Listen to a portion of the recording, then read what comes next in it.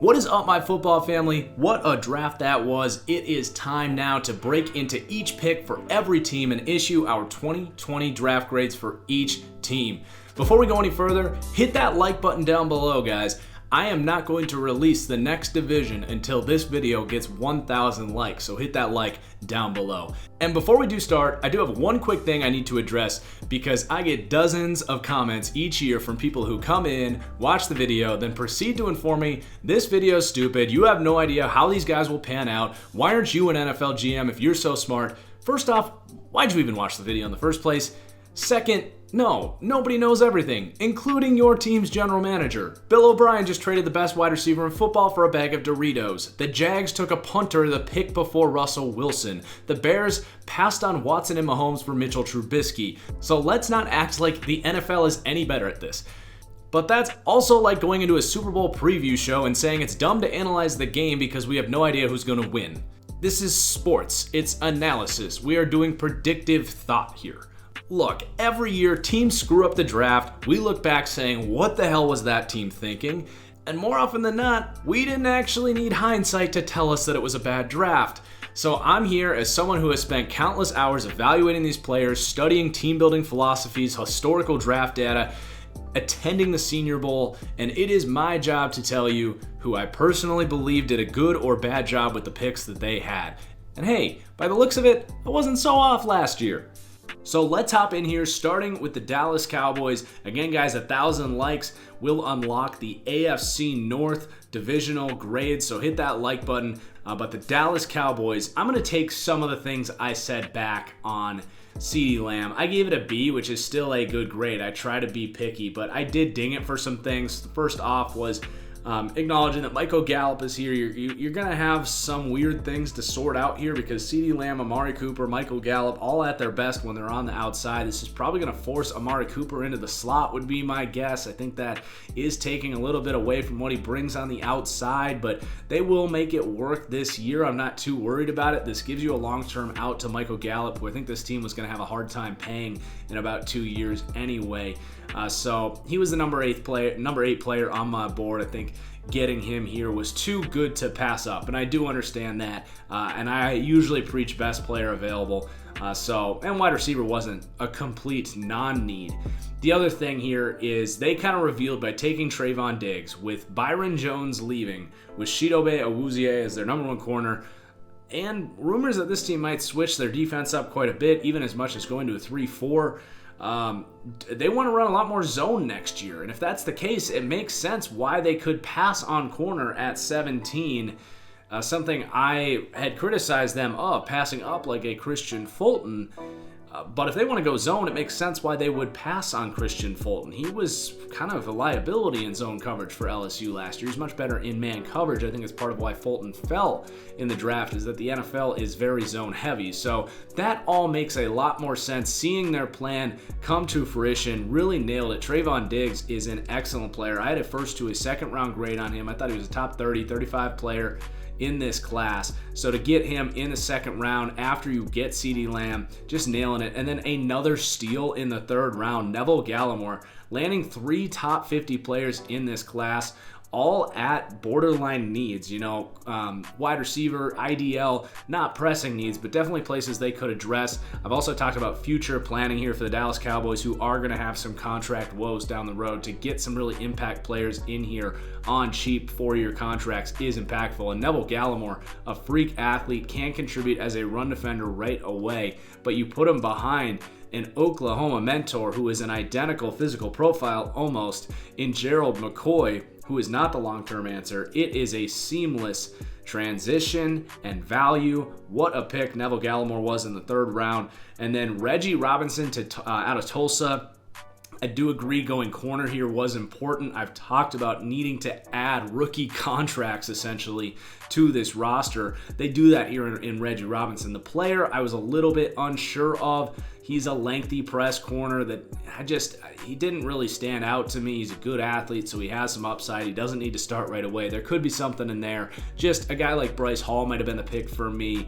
There's other names available that I had much higher than Reggie Robinson, so I am going to stay true to my evaluations if I do feel that there were other players available. I want to tell you guys. But then Tyler Biadasz, with the 40th pick in the 4th round. This gets that extra A+ on there. Not only is it a steal, not only was he the number 2 center on my board, not only are you replacing Travis Frederick with a Tyler Biadasz out of Wisconsin to probably start here at center for a long time, assuming he can stay healthy. There may be some injury questions on Tyler Biadasz. But not only that, you come up and trade this pick.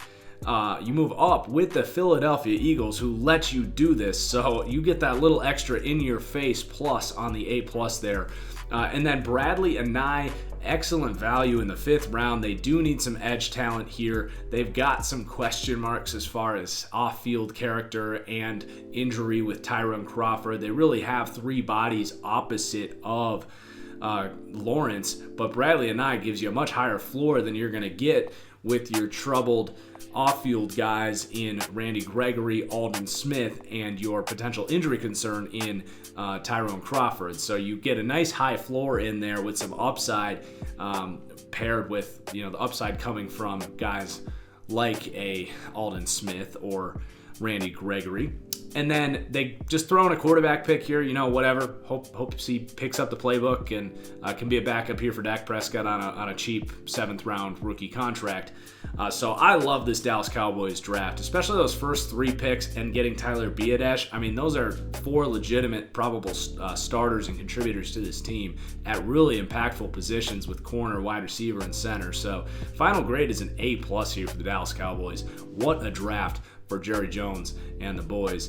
And then the Philadelphia Eagles, the first 2 picks here were a little bit rocky. Eagles fans were really having at it on Twitter, and I think rightfully so. Jalen Reagor is not your typical first-round receiver, in my opinion, especially in this class.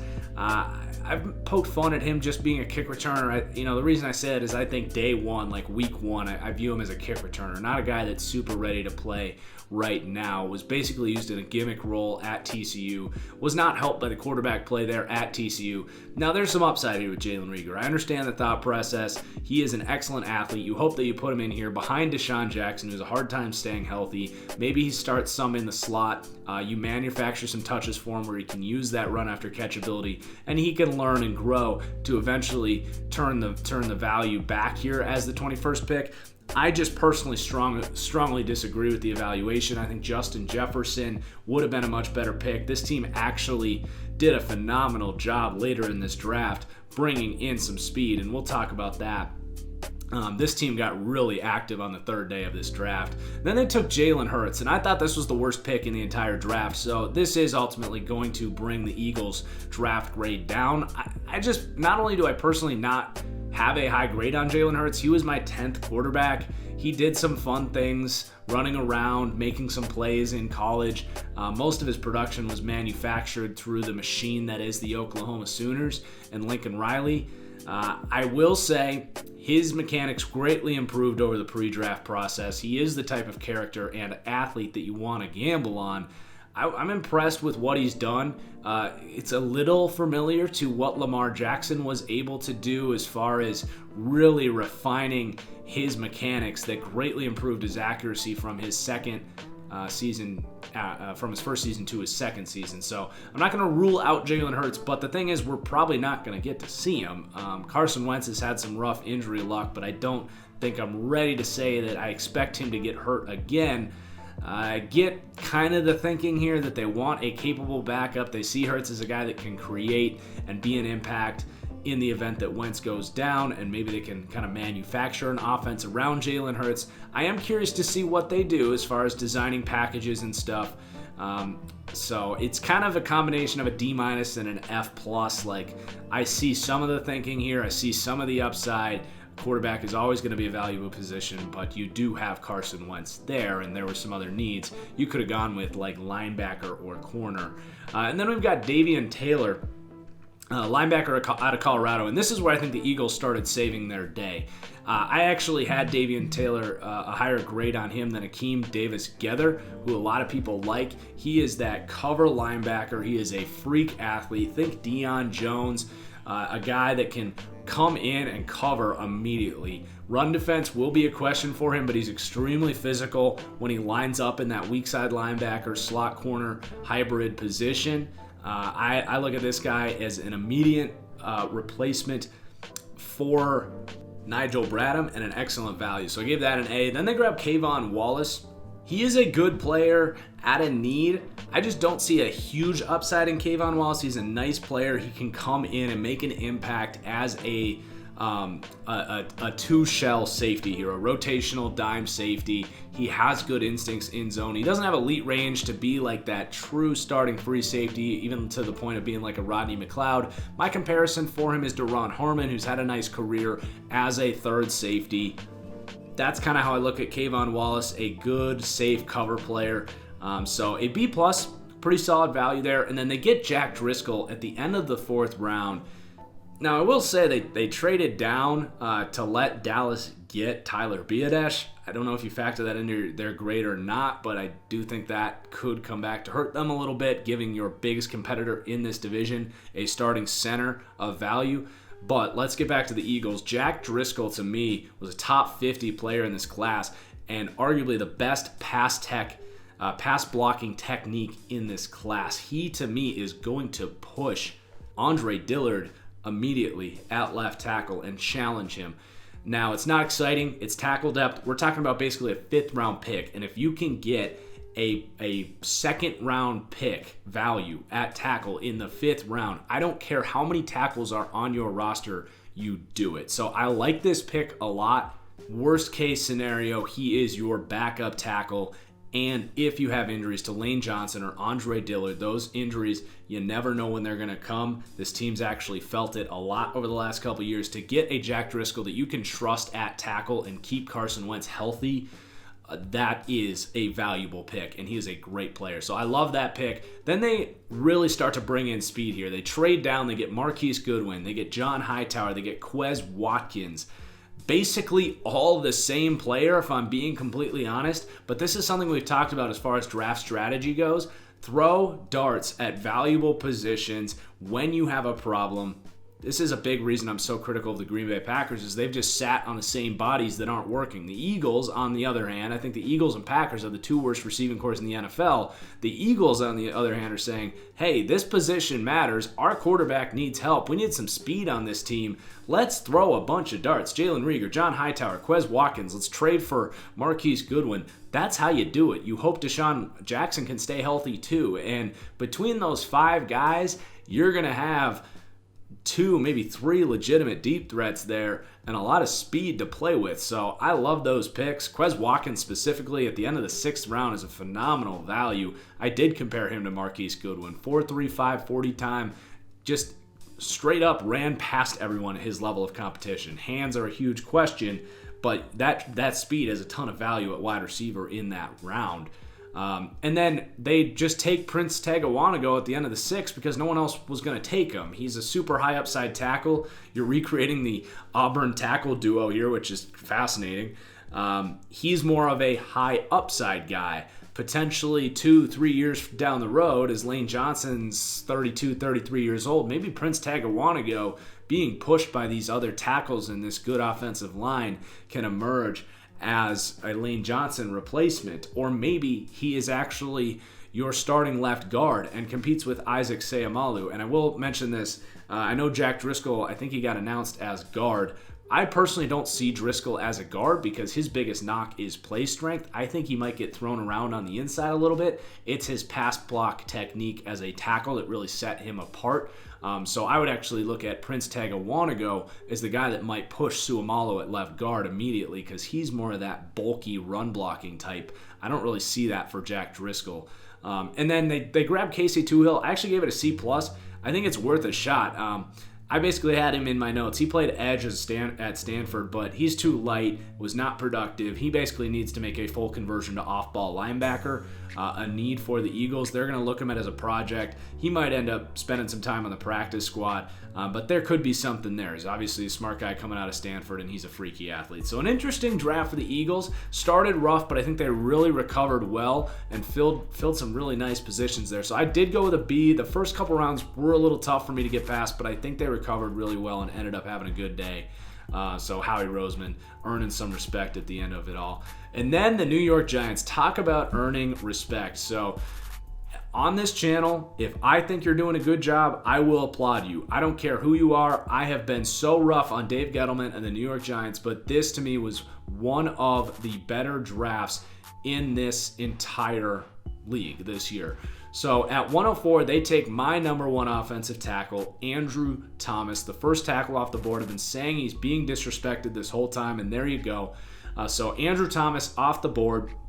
That one gets an A. I think they'll play him at left tackle where he played his best football, and they'll do what the Raiders did when they took Colton Miller in the first round and kicked their veteran Donald Penn to right tackle. I think they'll throw Nate Solder over there at right, and they'll actually have him compete with the guy we're going to talk about in a second.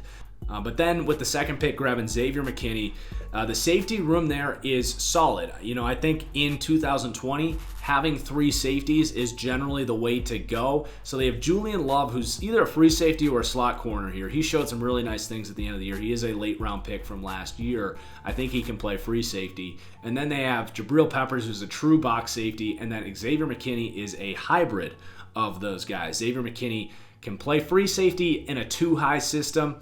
I don't love him as a single high center fielding safety. I think that's part of why he fell a little bit. That range just isn't there from an athleticism standpoint, but he's got everything else. He is a playmaker, a tackler. He will take some bad angles and be over aggressive at times, but he is going to be allowed to be put in a position here, potentially with Julian Love over the top, with Jabril Peppers getting put in the tougher matchups as that matchup problem. And then Xavier McKinney is kind of a patrol man over the middle who can really just kind of lurk and break on balls and do what he does best. So that's a great pick. Then they grab one of my favorite players in this class, Matt Pert, who's like the 26th player on my board. He ended up as my 5th tackle. I did ultimately push Mekhi Becton over him, but man, do I still like Matt Pert. So he goes here at right tackle where he's natural, and that's an A+. I mean, I think there's a good chance that he is a better right tackle than Nate Solder on day one. And then maybe they flip Nate Solder to a tackle-desperate team for a 3rd or 4th round pick. Then they take Darnay Holmes, another good secondary player. It is getting to the point of being a little bit too redundant, but in the 4th round, Darnay Holmes is an excellent pick. He's going to push Grant Haley. He's going to push Julian Love. And between those 3 players, who I think are all grinders, great athletes, and high IQ football players, between free safety and slot corner, you have got to emerge with a great player there, and that secondary is really rounding out. One thing that also became very clear about this team is that they are going to be exactly what we've talked about with the Detroit Lions and the Miami Dolphins, replicating the Belichickian defense. So add another team to the list. It was a little bit up in the air if Joe Judge, who was a wide receivers coach, a special teams guy, what exactly was his philosophy going to be? Very clear. He's going to replicate it. So that means drafting corners that can run man coverage, a la Darnay Holmes, and then also going with the hybrid front, which is bigger body defensive ends. It's a 3-4, 4-3 hybrid. And then your edge players are going to be guys like Cam Brown, Carter Coughlin. These are excellent values here. Guys that can cover, rush the passer, flexible linebackers. Think about Jamie Collins, Kyle Van Noy, that kind of mold. So excellent value, 2 good athletes, gonna come in and compete with Kyler Fackrell and Lorenzo Alexander. All of a sudden, you've got some upside on that outside linebacker room. The Shane Lemieux pick, by the way, I only gave it a B+. I think it's a good value. I just don't know if he's ever going to be a starter. He kind of lacks those physical traits, but I did have a 5th round grade on him, a 4th to 5th round grade, and to get a potential low-end starter at guard to come in and provide some depth was a good pick. And then in the 7th round, we're still talking about some good stuff here. You add another corner out of Minnesota, and then you take 2 linebackers here that are better players than Blake Martinez. I mean, I had them at 39th and 43rd on my board, both as undrafted free agent grades. So they are going to grade out still as NFL caliber players worthy of competing for an NFL roster spot, which does make them better players than Blake Martinez. So you get 2 linebackers better than Blake Martinez in here to eventually weed out that $30 million contract that he received here.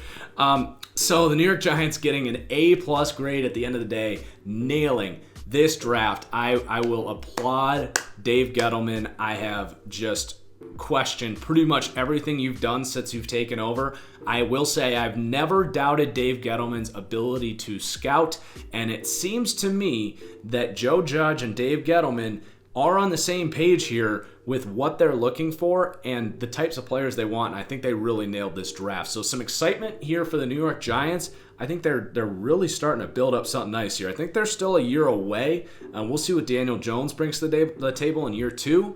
But there's some optimism here in New York. I think this was a really good draft for the Giants. And then the Washington Redskins, they had an up and down draft to me. Obviously, Chase Young with that second pick, you get the best player in the draft. You get that foundational franchise cornerstone defensive player to build around. Interested to see how much he does develop. I think day one, he is Jadeveon Clowney, one of the best run defending edge players in the NFL, and a guy that just by his athleticism, get off length, and effort, he will be a capable pass rusher, a high-end number 2 immediately. How much does he develop counter moves, pass rush plan, finesse moves alone, like having that tool belt? There's a lot of things that I'm curious to see how much he can build up, because if he does, he can do what Myles Garrett did in his career, a very similar athlete, go from, Jadeveon Clowney was as a rookie, and then build up to being one of the 3 or 4 best edge players in the league. So I'm really excited to see how Chase Young develops. I think he's got a great coach to work with in Ron Rivera, who's a defensive mastermind as far as development and player development goes. Then in the third pick, the Antonio Gibson pick for me, I looked at him as a guy that needed to go to a really creative offensive head coach that kind of needed just that last missing sort of chess piece on the offense, thinking about teams like New Orleans, San Francisco, Green Bay maybe, somewhere that is going to use him creatively. Chicago, somewhere with these offensive minds, even a Kansas City, somewhere that would use him in a creative way. He's this kind of flex athlete, running back, wide receiver. This is going to sound mean, but I just don't personally see the Washington Redskins with a defensive coach being the team that's going to figure out how to use Antonio Gibson. It sounds harsh, but he's a good athlete, but doesn't really do a whole lot on his own. You really need to scheme him up. So I was not a fan of that pick. I think you could have gone in a lot of different directions that would have helped this team a lot more. And then Sadiq Charles, again, I'm going to be pretty rough on this grade right here. I get it. He's a young player. He's got some upside, but to put it bluntly, he was a miserable player at LSU. Joe Burrow was running for his life. He was consistently getting whooped. He should not have come out of school. Now, he's 21 years old. He's one of those top prospects. There is some upside there. You got to hone it in. Get this kid to really work as a professional. Get that development to start, because it really hasn't since he's been at LSU. I thought a guy like Matt Pert, even a Prince Tagawanago, would have been significantly better picks. Go like guard, like Netani Moody. I think there's a lot of other positions you could have addressed here. So I did give that a D+. And then you go Antonio Gandy-Golden was a really good pick here. I think him and Kelvin Harmon competing on the outside is definitely interesting. I think between those two guys, you're going to emerge with a low-end number 2 outside wide receiver. So I like the pick. That's about where I had him going, was 4th, 5th round. So good value, definitely filled a need. And then you take Keith Ishmael. Was not my number 1 center on the board at the time, but he was up there. So if they like him, I can get behind that. They could use a long-term answer at center. I don't know if that's ever going to be Keith Ishmael. Maybe it will. But worth a shot. And then they take Khaleke Hudson as a total value pick here in the 5th round. They've got a crowded linebacker room. We'll see if Reuben Foster is on the field. They got Sean Dion Hamilton, Cole Holcomb. They bring in Thomas Davis to reunite with Ron Rivera. But they're going back to that 4-3 defense. So they want 5 or 6 linebackers here. Khaleke Hudson fits perfectly in that 4-3 defense. And I don't know if they have that true outside linebacker or weak side linebacker here, like a Shaq Thompson in this defense. That can be Khaleke Hudson, who quite frankly is very similar to Shaq Thompson coming out of college as kind of a safety linebacker hybrid. So I think ideally, you're going to emerge with some pretty good linebackers here. Khaleke Hudson's an excellent player, at a 3rd round grade on him. So that was a hell of a pick. And then they take Cameron Curl. I had a 5th to a 7th round grade on him. He's a capable safety. I just don't think he's ever going to be a starting caliber player. He's going to be depth and a special teamer, but the value was there, I suppose. And then they take James Smith-Williams. I like this pick as well because you're going to be grooming Chase Young. Why not throw another athletic guy? There's a chance he really develops. It's not likely as a 7th round pick, but there's a chance. He's got an athletic profile at a big size, very raw. But you're clearly going to be focused on the coaching at that position and developing Chase Young, so you might as well throw James Smith-Williams in there to work it with as well. So a B+ for the Washington Redskins. I think these teams all did a pretty good job. There was some hiccups in there at times for some of these teams, but for the most part, I think the NFC East all got better over the weekend. So drop a comment down below where you agree, where you disagree. Make sure you like the video to unlock the AFC North. Talk about one of the best draft grades I've ever given on a team inside that division. Cheers as always, and we'll see you for the next one. Peace.